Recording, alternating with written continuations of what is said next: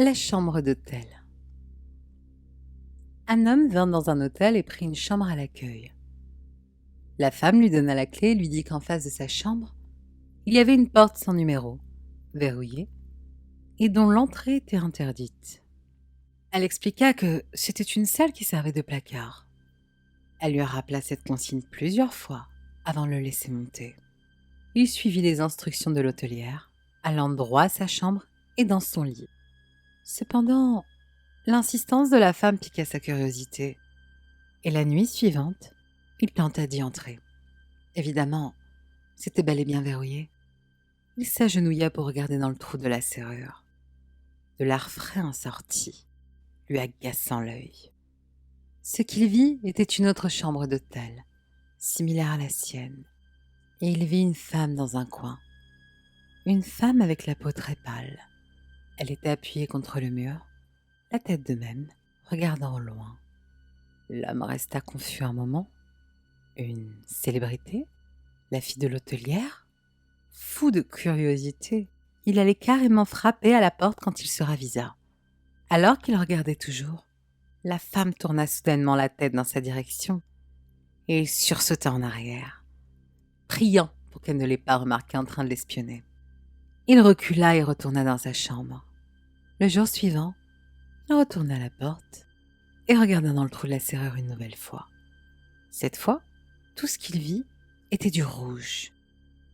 Il ne vit rien d'autre qu'une couleur rouge immobile. La femme avait sans doute compris qu'il l'espionnait et avait probablement bouché le trou avec quelque chose de rouge. Il se sentit embarrassé pour la femme et espéra qu'elle ne se plaigne pas à l'hôtelière. Il décida d'aller voir cette dernière pour information.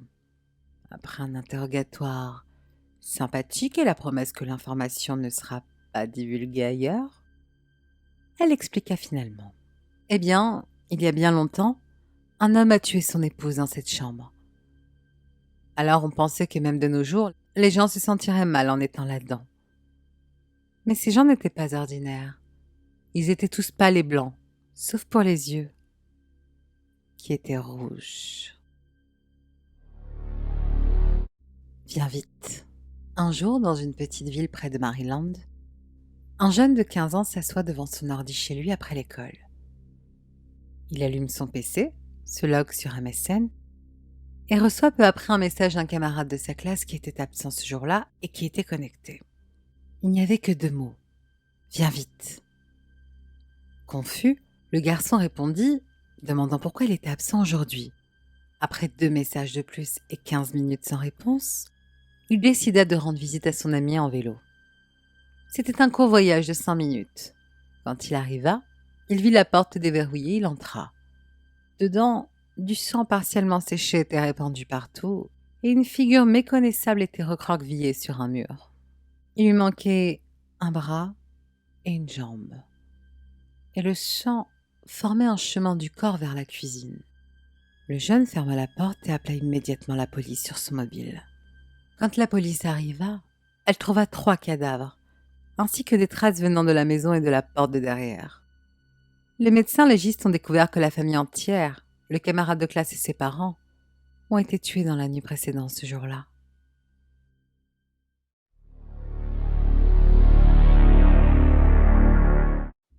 Moonlight Films. Dans certains vidéoclubs ou grossistes en cassettes vidéo, une carte de visite y est gardée. Certains magasins la cachent bien, enfermés en sûreté et nieront leur existence. D'autres vous la montreront si vous leur demandez avec le nom précis. Aucun ne vous montrera à quel point ils la cachent. Sur la carte, il y a un nom, Moonlight Films, et un numéro de téléphone. Et un numéro de téléphone. Toujours un numéro local. Allez dans la cabine téléphonique et composez le numéro. La réponse sera immédiate, mais vous entendrez du silence. Attendez 30 secondes, puis vous serez servi.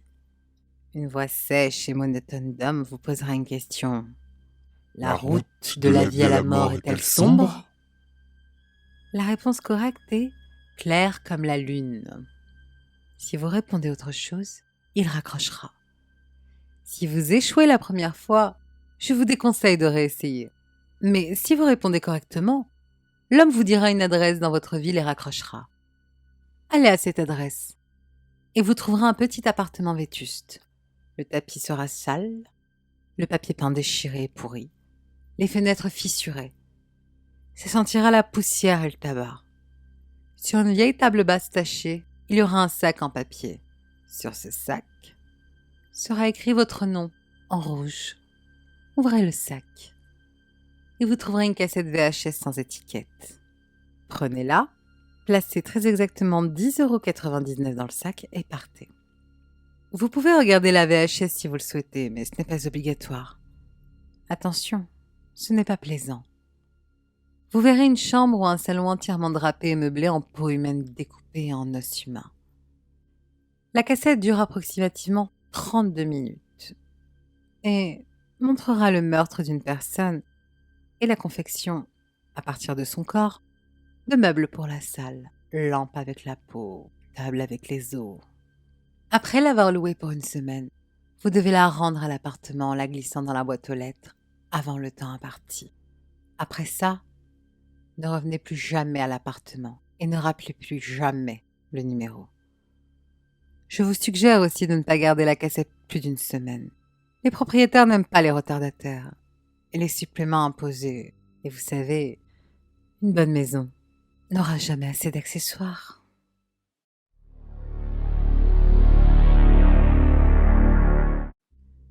L'image la plus effrayante d'Internet. Une artiste japonaise a un jour fait cet autoportrait, l'a scanné et l'a posté sur DeviantArt. Et s'est suicidée. Cette histoire s'est répandue à une vitesse folle en Corée. Certains reports disent que, lorsqu'on regarde dans les yeux du portrait, ils devinent des traits de tristesse et de colère au fond. Peut-être que l'artiste était morte avec tant de tristesse et de rancœur que son âme hante à présent cette image. Ou peut-être que cette image provoque la tristesse comme la chanson Sombre dimanche. Le fait est qu'il est effroyablement, étrangement difficile de regarder dans les yeux du portrait. Plus de 5 minutes. Quelques postes rapportent que des suicides ont été commis après ces tentatives. Certains disent que l'image change, qu'un sourire mauvais se dessine au fur et à mesure, qu'un anneau sombre se dessine autour d'elle ou de ses yeux. Inuna, qui a donné ces précisions que je traduis, dit qu'il sent une présence quand il regarde l'image, mais qu'il n'arrive pas à mettre le doigt sur la nature de celle-ci. Moi, je n'ai pas réussi à tenir plus d'une minute. Je pense que je dois ressentir une présence car je suis très, très, très mal à l'aise quand je regarde quelqu'un de vivant dans les yeux. Et j'ai cette même sensation face à ce portrait. C'est à vous d'en juger à présent.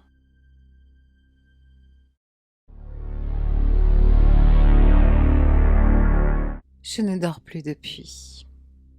Tôt cette semaine, dimanche soir, j'ai fait un rêve. À ce moment, je me doutais bien que c'en était un. J'étais devant ma maison, sous une pluie torrentielle la nuit, et je me disais qu'il fallait que je rentre pour me réveiller. Je m'approchais de la porte et plaçais mon poing sur la porte-fenêtre, prête à toquer. Je savais que ma prochaine action me rapprocherait de mon conscient. Au moment où je toquais, le bruit produit fut si lourd et profond, si terrifiant, que cela m'a réveillée. Je me levai d'un seul coup et écoutai, prête à réentendre ces coups. J'avais chaud. Je suis à grosses gouttes et mon cœur battait fort. Je ne croyais pas pouvoir faire la différence entre les battements de mon cœur et le toc de la porte. Après avoir repris mes sens et réalisé que la probabilité que quelqu'un toque à ma porte au moment précis où j'ai rêvé de ça était minime, je me suis rendormie. Lundi, donc la nuit suivante, j'ai fait le même rêve. Face à ma maison, sous une averse comme hier, regardant intensément ma maison.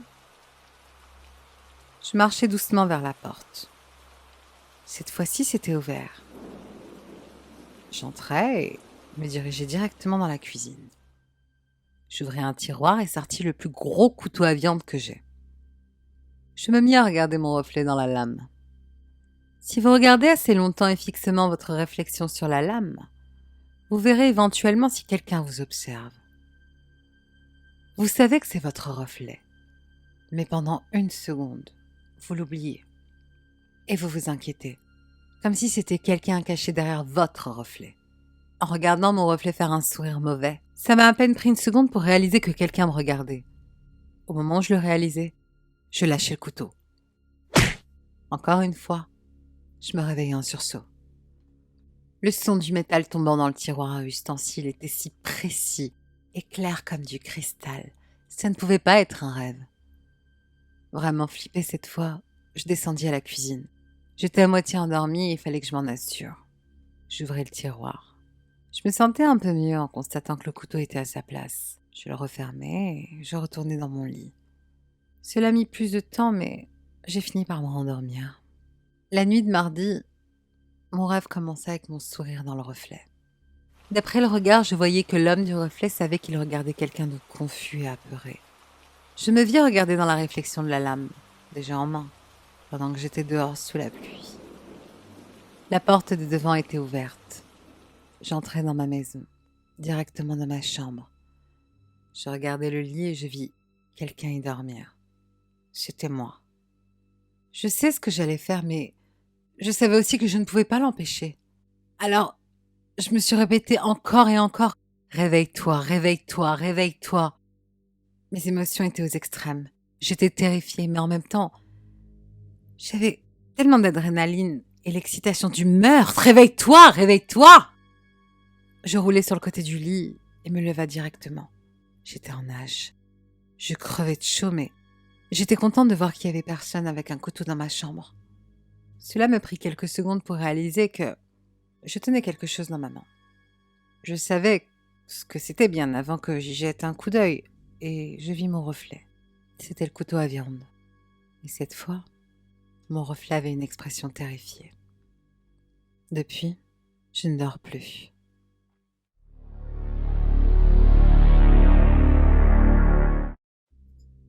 Sa protection.